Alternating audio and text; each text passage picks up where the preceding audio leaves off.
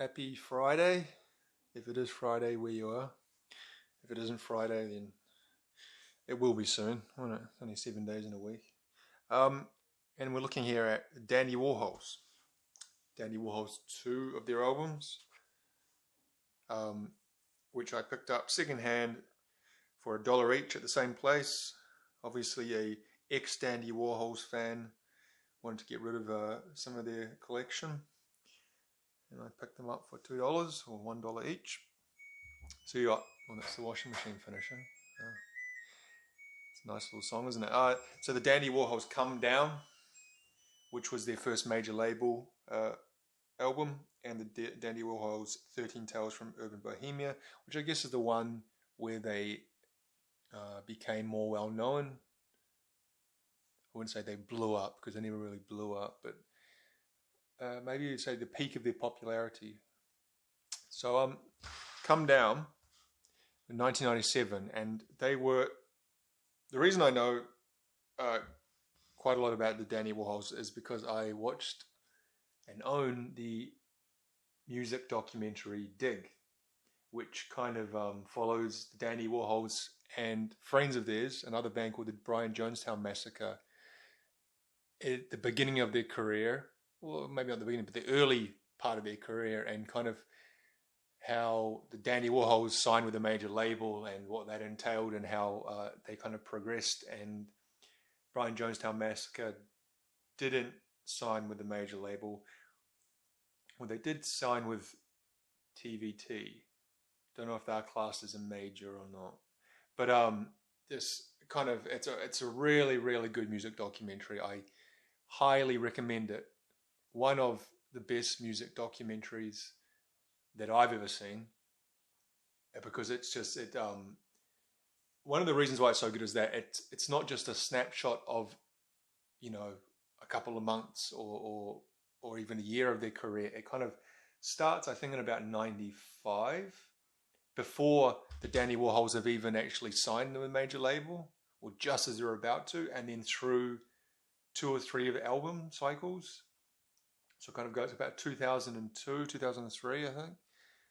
And so it's kind of covering, you know, at least 6 or 7 years, and just kind of seeing how things changed and how those two bands grew apart. They were very good friends at the start.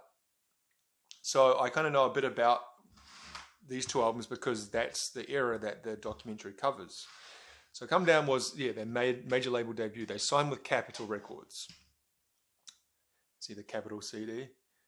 Capitol is one of those labels that gives a certain design to their CDs, to their I don't know what you call it. That's the same. You can't really see that one because it's all the same color. There's no contrast.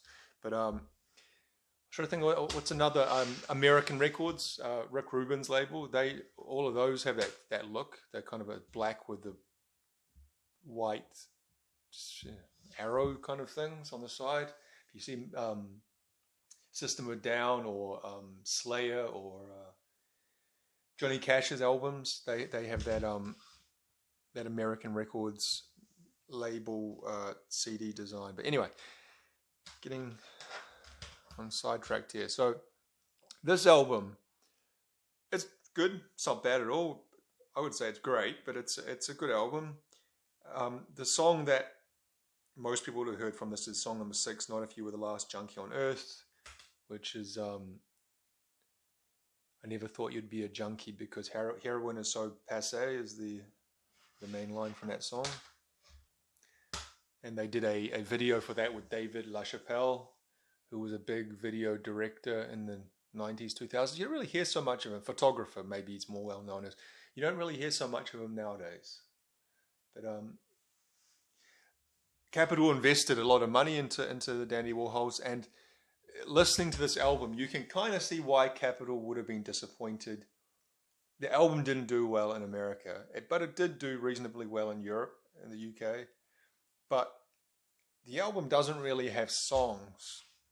And when I say songs, I mean as in singles. Beyond maybe track 6, which I said, Not If You Like Junkie on Earth, but also track 7, Every Day Should Be a Holiday. That's kind of got a a catchiness to it, and Minnesota, number 3. But you can kind of see why it didn't sell. It's kind of like neo-psychedelic, I guess we'd call it. But both him and Brian Jonestown Massacre are at least started as neo-psychedelic, and Brian Jonestown Massacre still is kind of 60s revivalists. But the song's got a kind of a lot of the album's got a lot of meandering in it. The last 3 songs are kind of, for want of a better words, or at least the last 2, Pete International Airport and The Creep Out, are kind of like psychedelic jam sessions. That kind of, just... The 13, I like that song, but it's not for everyone. But yeah, a lot of the songs kind of just meander along in psychedelic, garage rockish mediocrity. Maybe that's not fair. The band's main singer-songwriter is Courtney Taylor. Courtney Taylor, he calls himself. I don't know why he put 2 Taylors on it. Maybe he's both his parents, even his mum's maiden name is Taylor. I'm not sure. And the guitarist Pete something, that guy there. See in the picture. Pete. It's got a German name. Heinzweiler or something like that. That was their first drummer, Eric something, and he left the band. He wasn't happy with the money situation, and Zia was the keyboardist. So they have a keyboardist as opposed to a bass player. And so, that kind of gives them a difference. And that's Courtney. So it's, maybe I'm being a bit hard on it, but I guess just in the context of the movie. In the documentary, it kind of goes over the drama they had with the first album, how it was kind of a commercial flop in the US, and the label wasn't happy with it. And there's like one particular part where they basically said, where are the songs? But at the same time, they were doing not equally, they were doing much better in Europe. They were selling, there's one part that was selling the same amount of albums in the UK in a couple of weeks, and they sold in America in a whole year or something like that. Which is strange how some American bands do find fame in the UK, but never really hit at home. A lot of, maybe not so much nowadays, but I remember that the Strokes, for example, and the White Stripes, they kind of got big in the UK before they really became popular in the US. And maybe they never actually had the amount of popularity in US ever that they had in the UK. Nirvana kind of, before they became, the biggest bands in the world, they kind of found their first popularity in England as well. There's probably other examples. The second album, 13 Tales from Bohemia, was more successful, mainly because of song number 10, Bohemian Like You, that was used for an advertising campaign for Vodafone. Now, I don't know what countries it was used in. My country, in New Zealand. I remember it was on TV for Vodafone ads in the early 2000s.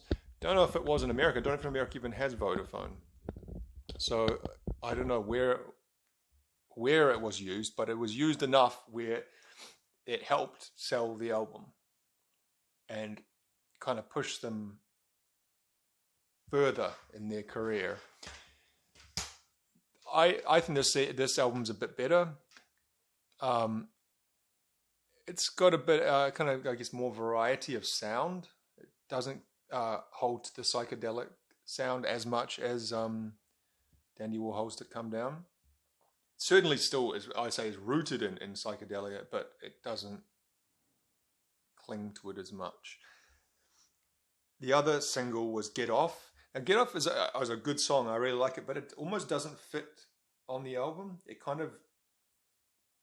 sounds so, not like,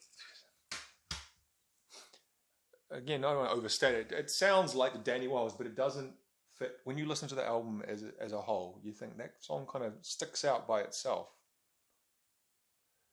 Country Leave is a slide guitar kind of countryish song. Shaken is another, could have been a single. Godless is a good song. Muhammad, it kind of sounds like the album before this. But yeah, I think it's a better album than the first one. You can kind of hear their sound has evolved to a degree. There's Courtney again, Courtney Taylor. They got a new drummer for this album, which was his cousin. There's Pete Holmstrom. That's his name, Holmstrom. Is that German? No, that's not German. That's Holmstrom would be Norwegian or Swedish or Danish. Holmstrom, I think. Yeah. And yeah, that's the new drummer, Brent de Boer. He's still the drummer now in 2023. He is Courtney Taylor's cousin. So when after the other guy, Eric, decided to leave because he wasn't happy with the money situation, they brought in Courtney's cousin, and yeah. So after this, what was that album after this was Welcome to the Monkey House, which I think I have as well, but I couldn't find it just looking now. They're still releasing albums as of this year. Well, not this year, around this time, but they certainly don't have a major label deal anymore. I remember they built their own studio and compound in Portland. They're a Portland band called the Auditorium, or Auditorium. And so they used the money that they made from their success of selling their songs to advertising and whatnot, and they kind of invested in their own space, and so they can record albums a lot easier and cheaply than otherwise, which I think is a pretty cool idea, And they've stayed together, the same lineup still now from 1997 until now, except for the drummer. They've kept a solid lineup. That's pretty rare, really, when you think about it. So yeah, the Dandy Warhols, 2 pretty good albums. I'd say 6.5 out of 10, and I'd go 7.5 to 8 out of 10 for that one. Maybe I'm too generous with my ratings. I don't know, 10 out of 10 is a perfect album. There aren't many 10 out of 10s, are there? So 9 out of 10 is like a great, a classic. 8. Yeah, would the Dandy Warhols deserve an 8? I don't know. But let's just say they do, okay? And for $1 each, not bad. So again, I'd say the takeaway from this is watch the documentary Dig. It's interesting, informative, funny, especially Anton Newcomb from the Brian Jonestown Massacre. He's unintentionally hilarious. Some great lines, some very Spinal Tap-ish moments. Not in the same way as Spinal Tap, because it was kind of two bands at a much lower level than what Spinal Tap was supposed to be at. But it's just funny watching that band self-destruct. It shouldn't be funny, but it kind of is. The guy doesn't do himself any favors, I guess you'd say. But they're still going as well. They're going. Released I don't know how many albums, and they're still successful in touring and releasing music, and he's still alive and doing well. So, all right, thank you for watching.